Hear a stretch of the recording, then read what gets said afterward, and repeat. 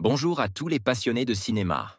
Je suis enchanté de vous retrouver sur ma chaîne Cinémadicte, où je vous propose les meilleures infos sur les nouveautés cinématographiques et les films déjà sortis.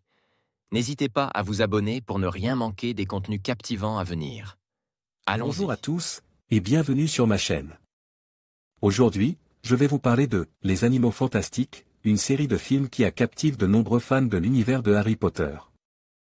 Dans cette vidéo, je vais partager ma critique personnelle de ces films, en abordant à la fois les points forts et les faiblesses. De l'intrigue, des personnages et de l'esthétique. Je vais également discuter de l'impact de cette saga sur l'univers magique que nous connaissons et aimons tant.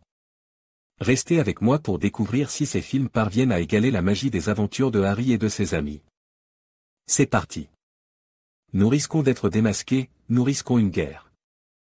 Carmen et Jogo, Les Animaux Fantastiques, de David Yates, 2016, dans une Amérique où les sorciers se cachent, le jeune magisologiste.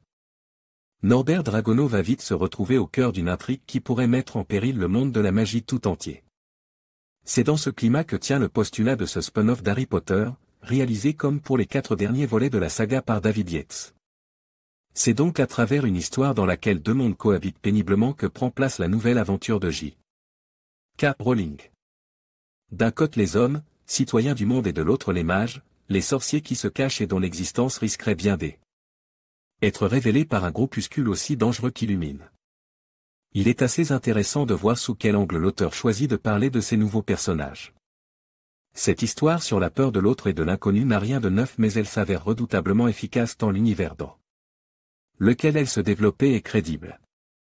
En effet, on imagine sans peine cette Amérique des années 20 alors en pleine effervescence, ce New York où s'érige gratte-ciel et building alors que dans l'ombre toute une autre vie se joue. Celle des sorciers, les êtres qui se cachent pour échapper à la réprimande et à l'incompréhension. On pense évidemment à la ségrégation à travers ce postulat et l'univers des Harry Potter a par ailleurs toujours su traiter ce genre de thématique avec finesse. Mais là où la fraîcheur se ressent c'est surtout dans le changement de cadre de l'action, les États-Unis et leur culture si particulière permettent d'explorer encore plus loin les thématiques sociales, ainsi les aventures de Norbert Dragono se muent petit à petit en un poignant message de tolérance. Un message évidemment mis à mal par un danger aussi énigmatique que puissant. On apprend donc que Gellert Grindelwald, un personnage qui ne tenait jusqu'à présent que de l'évocation, sévit en Europe. On savait par exemple que Voldemort voulait qu'il lui livre la baguette de Suro, ou bien encore qu'après son amitié et plus si affinité avec Dumbledore, il avait finalement sombre dans la magie noire, devenant l'un des plus puissants mages noirs. Les Animaux Fantastiques nous proposent donc d'en apprendre encore plus sur ce personnage en le présentant comme principale menace. Ou bien en tout cas comme l'instigateur des méfaits commis à New York par une force inconnue. Mais les fameux animaux dans tout cela alors ? Ces derniers heureusement ne tiennent pas juste du prétexte, bien qu'ils aient pour vocation première d'amener Norbert à se rendre en Amérique. Néanmoins ces fameux animaux nous permettent d'en savoir plus sur la personnalité de ce nouveau héros. Dragono est un jeune homme visiblement mal à l'aise en société, contrairement à l'impression qu'il donne lorsqu'il s'occupe d'eux. Ses pensionnaires à poil, plumeaux écailles. Si Eddie Redmayne parvient sans problème à camper le personnage, il a personnellement été ma plus grande surprise du film. Je n'ai pas une grande affection pour l'acteur dont je juge souvent les interprétations trop fades, l'acteur étant trop dans le cabotinage. À base de grimaces et de mimiques pour combler un manque évident de charisme. Dans Les Animaux Fantastiques il se révélait complètement différent, ou tout du moins son jeu sied parfaitement au personnage et ce dernier ne manque pas d'intérêt. Certes moins attachant qu'Harry, mais néanmoins touchant.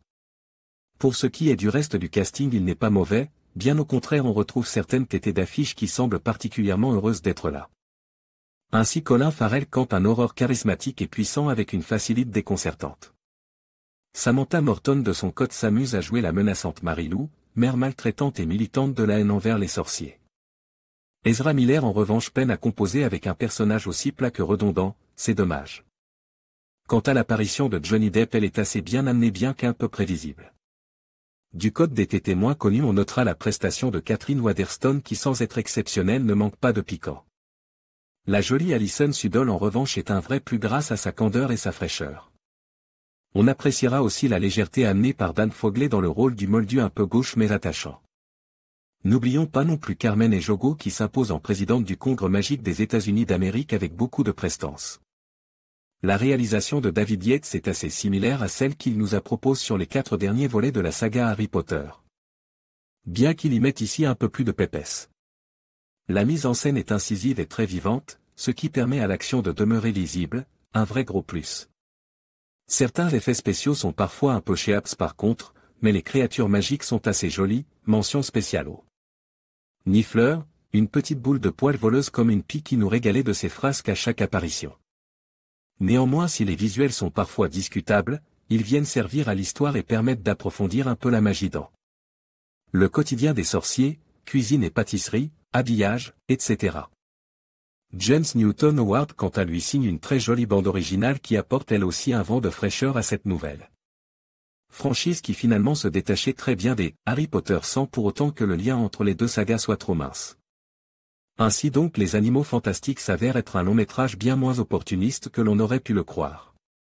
Ce premier segment promet de belles choses pour la suite et c'est somme toute ce que l'on était en droit d'attendre de lui.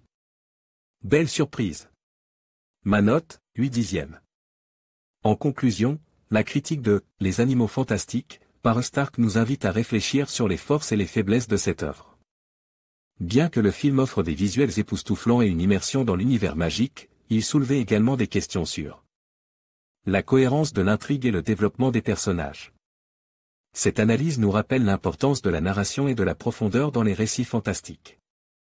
Merci de nous avoir accompagnés dans cette exploration, et n'hésitez pas à partager vos propres réflexions sur le film.